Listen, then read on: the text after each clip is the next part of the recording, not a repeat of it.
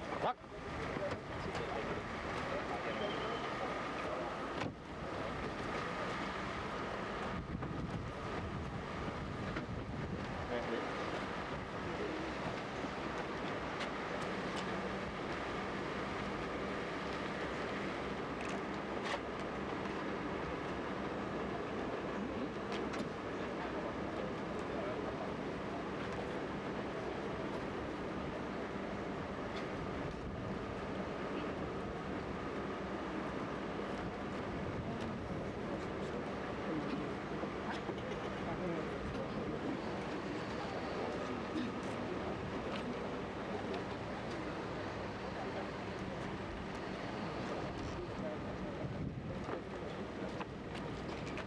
Assalamualaikum.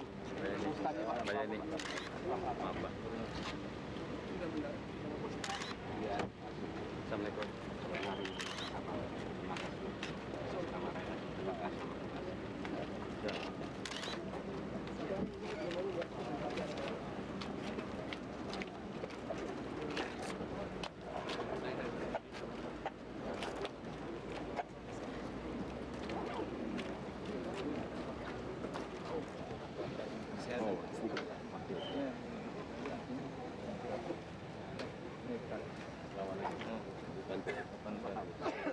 Sudah sembuh? Sudah. Sakit, iya betul. Assalamualaikum. Ya, dari itu. Assalamualaikum.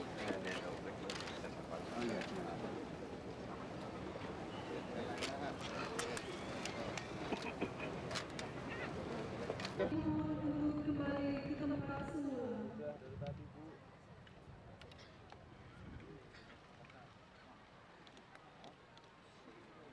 Yang terhormat Bapak Presiden Republik Ibu, Bapak-bapak dan Ibu hadirin yang kami muliakan.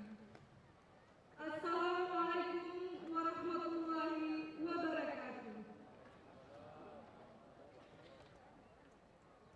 Diawali dengan pembacaan ayat suci Al-Quranul Karim oleh K. Al-Musa.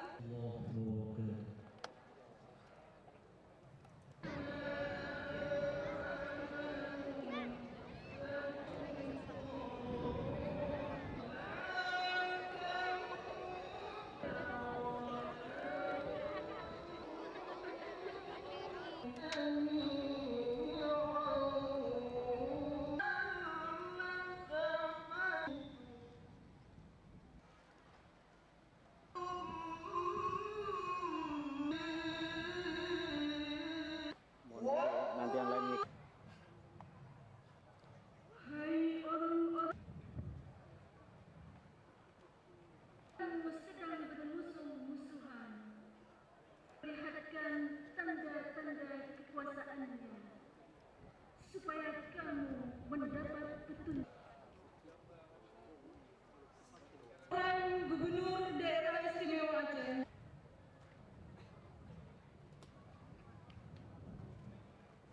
Bapak Presiden Republik Indonesia, Ketua DPRD Provinsi Daerah Istimewa Aceh, Bapak-bapak para alim ulama, tokoh masyarakat, para pimpinan parpol, ormas, dan hadirin dan hadirat yang berbahagia. Serta rahmat dan karunia-Nya dalam beserta keluarga dan sahabat beliau sekalian. 1420 Hijriah. Mohon maaf lahir dan batin. Cita-cita. Selanjutnya perkenankanlah kami negeri kita terletak di ujung paling barat Nusantara yang masih berliku. Syukur alhamdulillah mengalami pukulan yang amat berat dan belum sempat. Situasi keamanan menjadi amat tidak kondusif. Lihat wajah-wajah kuyu dari rakyat yang menderita karena kekurangan 159 km. Baru tempuh sepanjang 1.100 km. Perekonomian daerah ini berada pada kondisi darurat. Dan itu perlu dipertimbangkan adanya program penanggulangan untuk menyelesaikan berbagai permasalahan. Masyarakat tetap berupaya dalam berbagai tapi juga dilakukan oleh berbagai elemen masyarakat, baik teramati dan dampaknya terasa hingga saat ini. Dengan dibukanya kembali perdagangan bebas dan pelabuhan bebas secara menyeluruh di Masjid Raya Baitur Rahman merupakan bukti bagi rakyat Aceh besarnya komitmen yang Bapak tunjukkan, dan dari ucapan tersebut baik berupa ucapan, pikiran maupun harapan yang Bapak sampaikan ketika itu tetap terpatri dalam ingatan sehingga semua tugas yang berat bisa menjadi ringan. Kita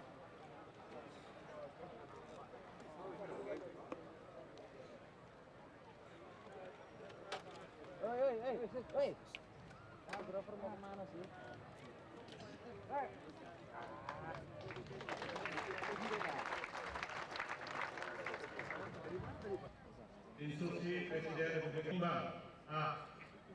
Bahwa dengan keputusan Presiden nomor 171 tahun 1998 telah ditetapkan bebas dipandang perlu daerah perdagangan bebas dan pelabuhan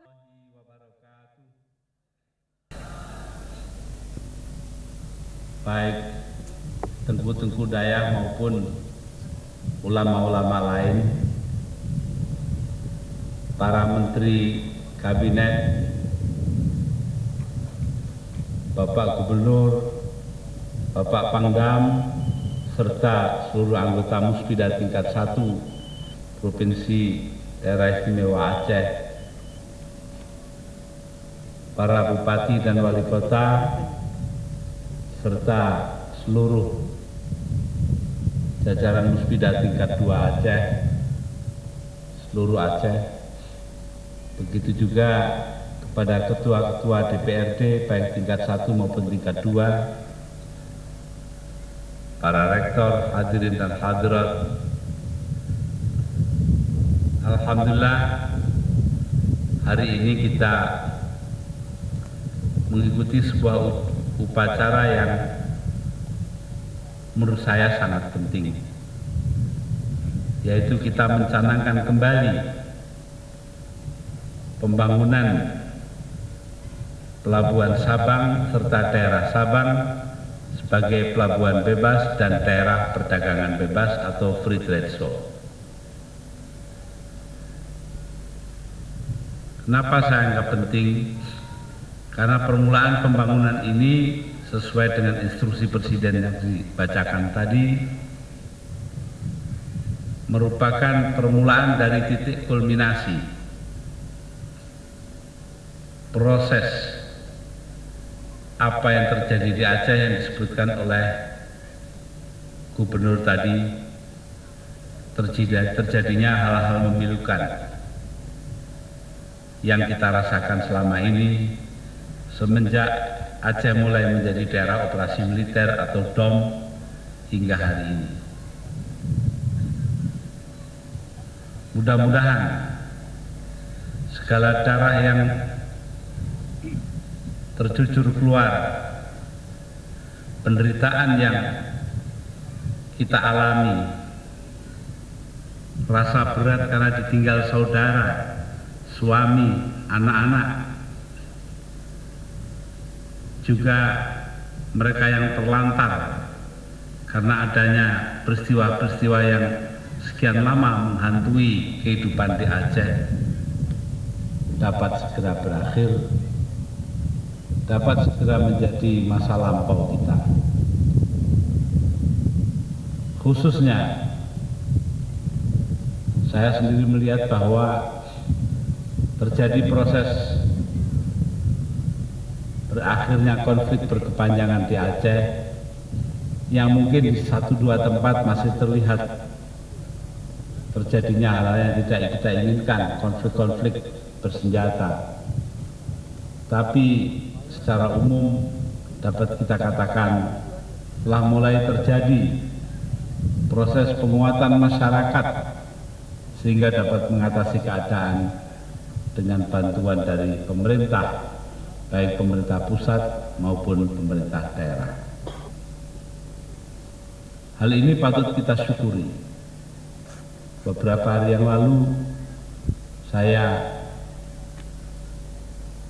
bertandang ke Buya Dimyati di Pandeglang, Jadasari. Juga kemarin dulu saya berjumpa dengan Habib Hamid Sukaraja di stasiun Purwokerto. hari ini ada di Sabang, semuanya tidak lain untuk menunjukkan rasa syukur kepada Allah Subhanahu wa Ta'ala bahwa kita mulai menginjak masa baru. Terlepas dari apa yang terjadi di Aceh di masa lampau, dan masih ada sebagian kecil terjadi di daerah ini, juga apa yang terjadi di Kepulauan Maluku, serta apa yang meletus di Nusa Tenggara Barat, yaitu di Mataram. Tapi secara umum dapat kita katakan bahwa kondisi membaik kita telah ditanggapi dengan positif oleh masyarakat, di mana mereka mampu mengumpulkan kembali kekuatan untuk mengatasi keadaan atas tenaga mereka sendiri. Apa yang diberikan atau disampaikan oleh pemerintah hanyalah bersifat bantuan belaka. Kesatuan dan persatuan hanya dapat diwujudkan kalau rakyat benar-benar merasakan pentingnya hal itu dan menjaga keberlangsungannya. Karenanya saya merasa bergembira bahwa dalam segala bentuknya yang serba kecil, rakyat banyak telah menunjukkan keinginan mereka agar supaya kita mengalami proses ini dengan baik. Terlepas dari apa yang terjadi selama ini, yang kadang-kadang menusuk perasaan kita, yang kadang-kadang mengusik rasa kita karena kehilangan orang-orang yang kita cintai, yang menunjukkan hilangnya rasa peri kemanusiaan dikungkung oleh rasa keserakahan. Itu semua tidak lama lagi akan menjadi bagian dari masa lalu kita, sehingga kita dapat melihat ke depan dengan penuh harapan. Indonesia akan menjadi daerah yang kaya raya, menjadi daerah yang penuh dengan kegiatan untuk membangun kembali ekonomi kita, menata kembali susunan masyarakat kita, dan menghimpun kembali kekuatan-kekuatan yang selama ini bercerai-berai. Saya yakin bahwa dengan apa yang kita buat itu, tanpa melupakan kewaspadaan kita terhadap hal-hal yang masih terjadi di 1-2 tempat, tapi secara umum masyarakat sendirilah yang bergerak untuk mengatasi keadaan. Pemerintah sifatnya hanya membantu. Itu pun terkadang aparat pemerintahan masih berlaku di luar batas, membuat susahnya rakyat, bukan malah menyenangkan rakyat.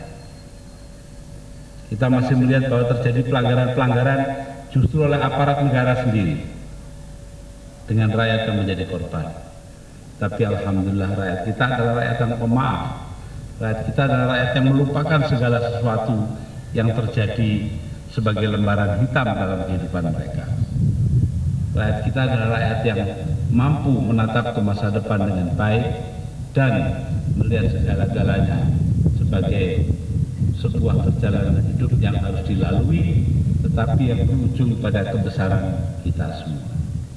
Ini penting sekali kita rasakan, ini penting sekali dikembangkan di lingkungan masyarakat, dan terus terang saja inilah ukuran satu-satunya bagi keberhasilan apa yang kita laksanakan selama ini. Keberhasilan yang diraih pemerintah bukanlah kebesaran pemerintah itu sendiri, bukan lamanya jabatan, bukan apa-apa, tetapi kemampuan untuk membuat hal-hal yang dibutuhkan oleh rakyat banyak. Tadi adik kita Qorik menyebutkan satu hal yang sangat penting, wa'tasimu bihablillahi jami'an wa la tafarraqu. Hendaknya Anda semua berpegang kepada tali persatuan dari Allah dan jangan berpisah-pisah. Tetapi tidak boleh dilupakan konteks lain yang juga disebut dalam Al-Quran. Wal takum minkum ummati yad'una ilal khairi wa ya'muruna bil ma'ruf wa yanhauna 'anil munkar. Hendaknya ada di antara kalian satu kelompok yang mengajak kepada kebaikan, yang menegakkan apa yang diperintahkan agama dan meniadakan apa yang dilarang oleh agama. sering kita sendiri lupa tentang hal ini. Kita hanya mementingkan amar ma'ruf nahi munkar, menjalankan apa yang diperintahkan agama dan meniadakan apa yang dilarang agama.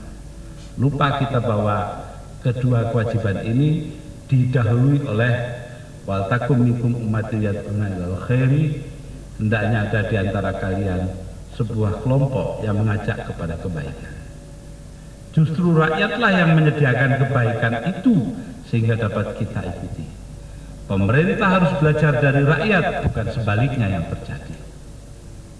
Karena kekuatan rakyat itulah kekuatan yang dahsyat, kekuatan yang dapat meniadakan hal-hal yang tidak masuk akal yang telah terjadi.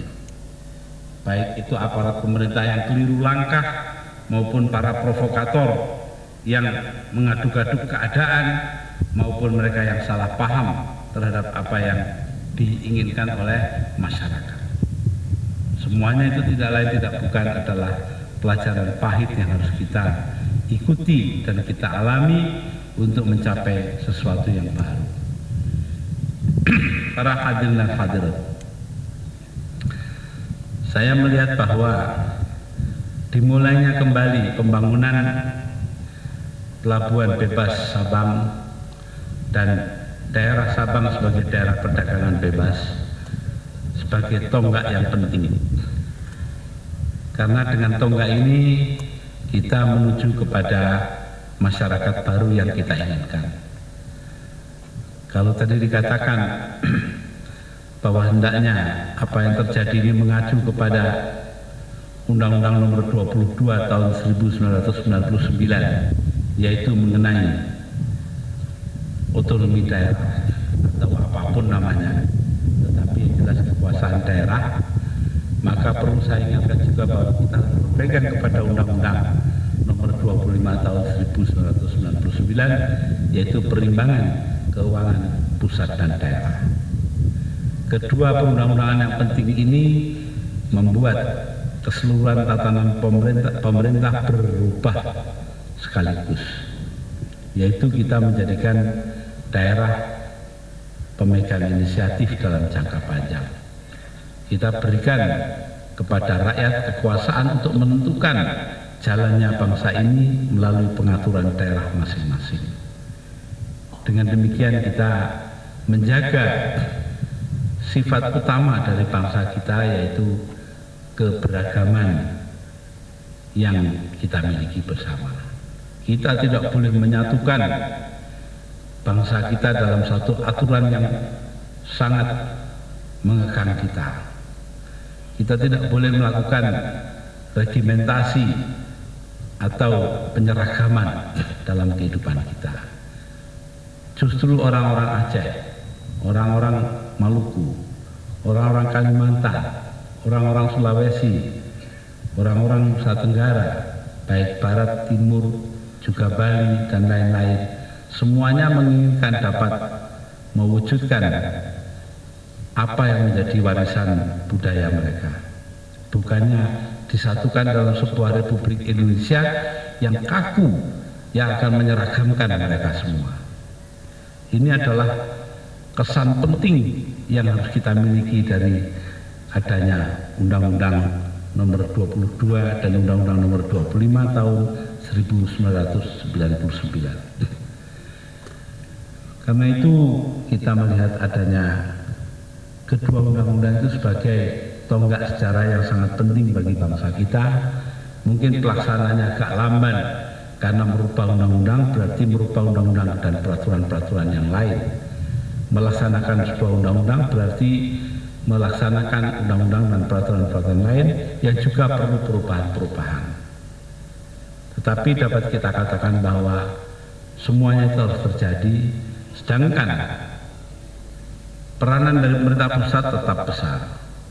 Peranan dari pemerintah daerah juga akan lebih besar daripada sekarang. Tapi semuanya terikat kepada sebuah ketentuan bahwa ini semua demi untuk meningkatkan kehidupan rakyat kita, demi untuk memungkinkan masyarakat kita berkembang dengan baik. Perkembangan ini tidak bisa tidak harus didukung oleh pendidikan yang memadai. Jadi pendidikan memegang kunci yang penting. Apa yang diistilahkan sebagai pengembangan sumber daya merupakan kunci bagi keberhasilan kita di masa yang akan datang. Khususnya untuk daerah Aceh. Begitu banyak anak-anak yatim, begitu banyak anak-anak yang menderita sebagai korban dari peristiwa-peristiwa masa lampau. Mereka lah yang harus diutamakan untuk mendapatkan pendidikan secara lebih baik daripada masa-masa lampau. Mereka lah yang harus kita layani untuk menjadi manusia-manusia berguna di masa depan yang akan mengarahkan kehidupan kita kepada sesuatu yang lebih baik. Karenanya saya melihat bahwa apa yang kita mulai adalah pekerjaan besar. Apa yang hari ini kita canangkan barulah merupakan langkah pertama yang harus diikuti oleh langkah-langkah yang lain. Apalagi terus terang saja rakyat Aceh sudah bosan dengan janji-janji yang tidak pernah terwujud. Saya tahu perasaan rakyat Aceh ini karena mereka mendapatkan janji berulang-ulang tapi tidak pernah ada buktinya. Karena itu dapat saya kemukakan kepada kawan-kawan Aceh bahwa pemerintah telah berhasil sikut kanan sikut kiri mencari modal bagi pengembangan dan pembangunan daerah Aceh terutama di bidang infrastruktur. Sebentar lagi tenaga-tenaga ahli asing yang kita datangkan khusus untuk merencanakan pembangunan infrastruktur di Aceh akan datang kemari. Mudah-mudahan hal ini segera terwujud untuk memungkinkan Aceh berkembang dengan baik. Karena itu kita memang bagaimanapun harusnya menyelesaikan masalah Aceh dengan segera, secara tuntas, dan dengan demikian kita akan menuju kepada era baru, kepada masa baru yang kita inginkan. Adapun mereka yang masih ingin memecah belah persatuan kita, masih ingin menggunakan kekerasan untuk memaksakan kehendak mereka, masih ingin menggunakan organisasi yang mereka buat sebagai sesuatu yang akan membelokkan orang Aceh dari keinginan berkiprah secara baik bagi kehidupan mereka. Kita minta hentikan itu. Kalau tidak, rakyat yang akan menghentikan saudara. Ini sesuatu yang penting. Karena terus terang saja saya mengenal orang Aceh sebagai orang yang memiliki rasa tanggung jawab yang tinggi, yang akan mampu mengatasi kesulitan-kesulitan mereka. Di bawah pimpinan lama para Tengku Dayak atau pimpinan baru para mahasiswa, begitu juga yang lain-lain, insya Allah Aceh akan menempuh masa depannya akan sangat gemilang. Jadi karena itu saya tidak ragu-ragu Aceh akan merupakan salah satu di antara kekuatan bangsa kita. Kalau di masa lampau Aceh adalah penopang kemerdekaan Indonesia, maka hari ini akan terjadi di masa yang akan datang. Karena orang Aceh tidak kalah cintanya kepada kemerdekaan Republik ini daripada masyarakat-masyarakat lain di seluruh Indonesia. Mereka menginginkan adanya satu kesatuan yang akan meluruskan jalan mereka yang salah dan akan membenarkan proses pembangunan mereka yang tidak tepat. Bentuk negara, bentuk daerah, bentuk apapun itu soal kedua. Apapun yang bisa dipilih. Saya bahkan ada seorang Tengku Dayak yang mengatakan kepada saya, bagi kami tidak penting Pak, apa otonomi, apa federalisme. Yang penting buatlah Aceh ini sebagai daerah khusus yang unik orang Aceh. Nah, sekarang ini memang belum kelihatan, tapi nanti akan kelihatan apa itu yang unik, yang tersendiri bagi kita dari kehidupan orang Aceh. Akan tampak nanti di muka mata kita. Karena itu saudara-saudara, saya merasa sekali lagi sangat bergembira berada di sini. Walaupun jauh-jauh dari Jakarta saya kemari menjadi pelabuhan bebas, maka orang akan berduyun-duyun datang kemari. Orang akan berbondong-bondong tinggal di sini. Dan saat itulah keramaian akan menjadi tanda daripada kehidupan orang Aceh. Jadi saya percayakan hal ini. Saya melihat ke depan, tidak melihat kepada keadaan yang sekarang. Apa yang terjadi di Aceh ini tidak lepas dari penataan-penataan yang sedang dilakukan di tingkat pusat. Terkadang juga kita memerlukan koreksi. Seperti hari ini umpamanya, saya baca komentar daripada Kepala Staf Teritorial TNI, Pak Agus Wijaya, yang mengatakan bahwa TNI akan menyediakan para pembela dalam perkara mereka berhadapan dengan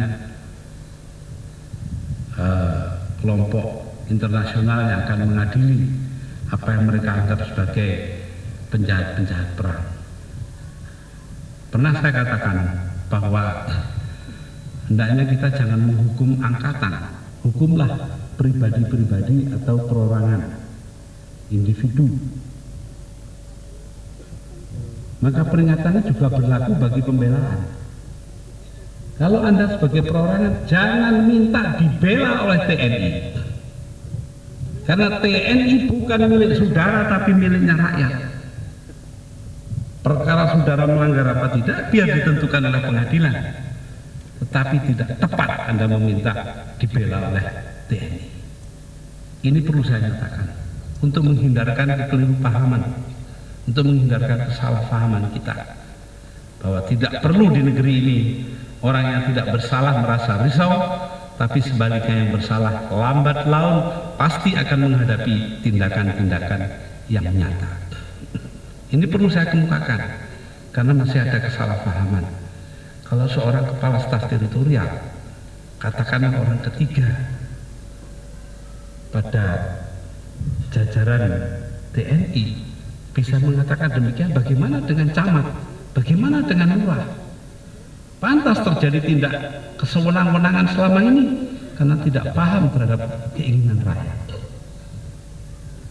Jadi karena itu, para hadirin dan hadirat, kita harus senantiasa waspada, walaupun tetap dengan penuh maaf, walaupun tetap dengan perhatian kepada kebutuhan orang. Tetapi tidak boleh dengan mengorbankan kepentingan rakyat banyak, tidak boleh dengan membiarkan terlantar apa yang mestinya kita kerjakan. Jadi saya perlu menyatakan hal ini karena kadang-kadang kita salah paham terhadap diri kita sendiri.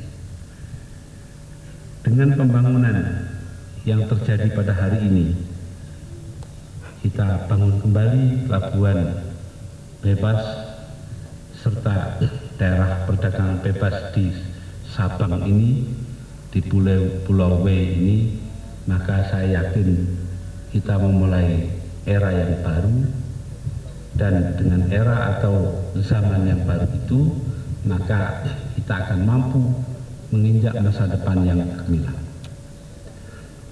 Kekuasaan rakyat akan berbicara siapa yang akan memimpin daerah ini. Apakah itu pada tingkat 2, tingkat 1. Begitu juga akan menentukan siapa yang akan memimpin daerah, memimpin seluruh negara di tingkat pusat.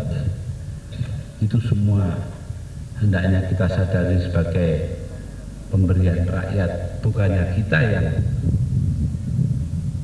harus memerintah rakyat, tetapi kita yang diperintah oleh rakyat. Ini paling penting kesadaran yang harus kita miliki, yang terus terang saja selama ini orang berpikiran feodal, kalau jadi pejabat maka dia akan menjadi penguasa. Kata-kata jabatan pemerintah dan kekuasaan, pejabat pemerintah bukan pemegang kekuasaan adalah rakyat. Ini penting sekali kita ingat. Karenanya saya rasa hal inilah yang perlu kita camkan terus-menerus dalam diri kita. Kita tidak boleh tunduk kepada siapapun. Kita punya kepentingan kepada orang lain, tetapi tidak boleh tunduk kepada siapapun. Kita harus berani, terkadang dalam keadaan yang tidak menguntungkan sama sekali. Katakanlah orang seperti saya tidak melihat harus memimpin negara. Ini kan keadaan yang sangat menyedihkan, tetapi mau tidak mau harus kita jalani demi untuk menyelamatkan bangsa kita. Tidak lain tidak bukan ini dilakukan seluruhnya apa yang dilaksanakan oleh pejabat pemerintah sekarang sebagai bagian dari pengabdian kepada rakyat, pada masyarakat. Di masa lampau kita bahkan takut dengan kata rakyat itu sendiri. Kita berkali-kali mengatakan masyarakat menghindar dari kata rakyat, padahal rakyatlah yang memegang kekuasaan. Ini perlu saya tekankan di dalam kita menginjak masa baru kita, bahwa kekuatan adanya di tangan rakyat dan gunakanlah itu dengan sebaik-baiknya, sedangkan seluruh perangkat pemerintahan mengabdi kepada mereka. Saya rasa apa yang kita jalani hari ini, yaitu memulai kembali pembangunan Sabang. Saya dengar tadi dulu ada turis-turis datang ke sini, sekarang hilang satu persatu. Lapangan terbang kita masih tetap pakai rumput, tidak bisa digunakan untuk pesawat yang besar-besar karena tidak cukup panjang landasannya. Begitu juga fasilitas-fasilitas lain pun dikata tidak ada, berangsur-angsur akan hilang semua, diganti dengan sesuatu yang baru. Maka pesan saya hanya satu saja kepada rakyat Sabang: gunakan semuanya itu secara sebaik-baiknya, jangan disia-siakan. Ini yang paling penting.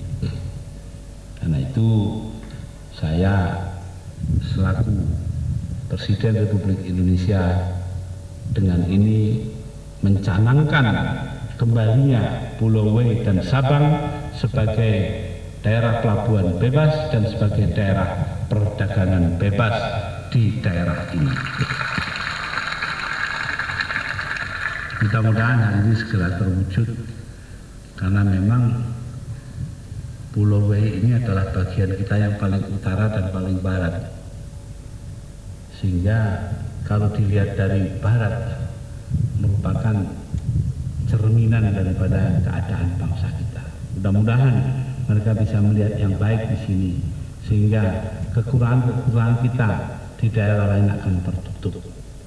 Demikian juga di sebelah timur ada Papua, begitu juga di sebelah selatan ada daerah ujung kulon umpamanya. Itu semua merupakan daerah-daerah yang patut menjadi contoh bagi bangsa kita.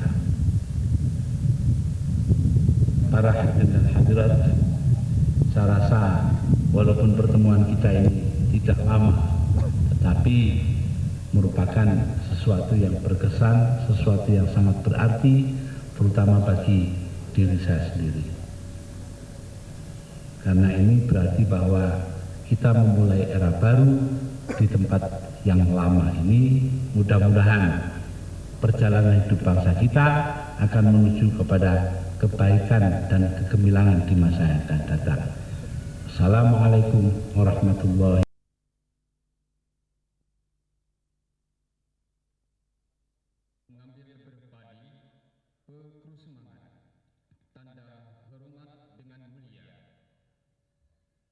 Lalu diseprut, ditaburkan dengan cara melingkar arah jarum jam masing-masing 3 kali. Pada maknanya semakin berisi makin merunduk. Beras maknanya merupakan makanan pokok masyarakat. Diserput, ditaburkan untuk mendapatkan atau mendatangkan kembali semangat hidup. Gerak tangan mengikuti arah jarum jam melambangkan kesejahteraan. Kemudian dilanjutkan dengan periktik iun. Air maknanya sebagai pendingin melambangkan kesejukan hati. Un sinejuk, manik mano dan nalang sampo. Ketiga jenis perangkat ini diikat dengan kokoh menjadi satu, yang maknanya peranan sebagai alat mempercikan sebagai air tepung tawar, melambangkan alat atau permasalahan. Selanjutnya pesunting. Pesunting ini diawali mencuci tangan, kemudian mengepal sedikit bulekat, ketan, lalu diletakkan di telinga yang lazim, atau boleh di tangan atau ujung jari. Bulekat atau ketan mengandung makna zat perekat, yaitu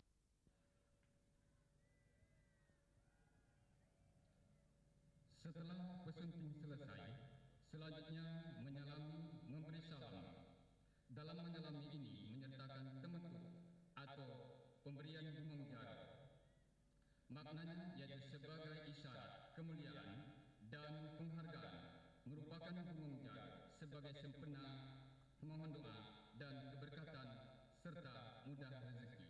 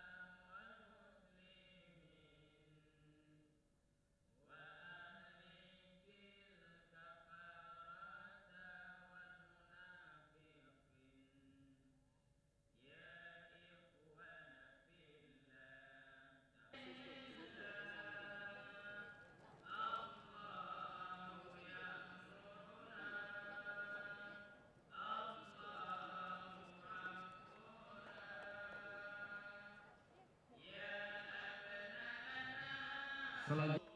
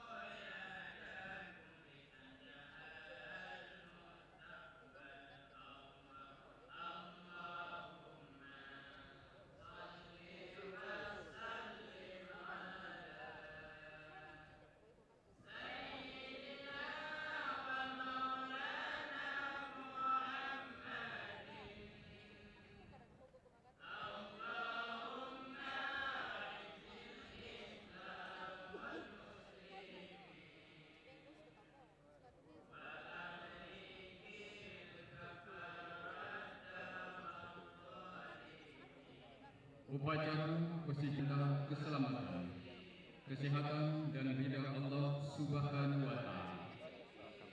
Adat istiadat Aceh menyatakan mohon kepada Allah Subhanahu wa Ta'ala. kepada kedua belah pihak akibat perbedaan paham melalui petunjuk ini, dan dengan ridha Allah SWT dapat menyelesaikan yang selama ini bermasalah. Untuk itu, selaku umat yang beragama dan selaku hambanya, sesaka umat mengingat kembali silaturahmi supaya hilang dengki atau dendam di hati kamu.